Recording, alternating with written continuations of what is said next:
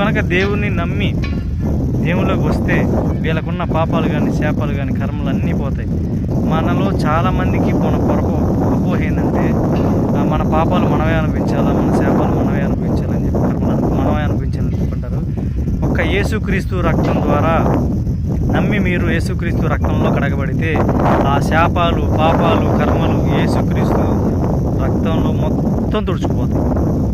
మీరేం భరాయించిన పనుల, ఆ పాపాలు భరాయించిన పనుల, ఆ శాపాలు భరాయించిన పనుల, ఆ కర్మలు భరాయించిన పనుల ఏం అవసరంలా. యేసుక్రీస్తుని నమ్మండి. యేసుక్రీస్తుని నమ్మి యేసుక్రీస్తు రక్తంలో కడగబడితే ఎలాంటి పాపమైనా సరే, ఎంత ఘోరమైన పాపమైనా సరే, ఎంత ఘోరమైన శాపమైనా సరే, మనం చేసుకున్న పాపాలు కానీ, మన పితరులు చేసిన పాపాలు కానీ, మనం చేసిన మనకు వచ్చిన శాపాలు కానీ, పాపం ఏమైనా సరే, everything will be clean in the name of Jesus. Everything will be clean by the blood of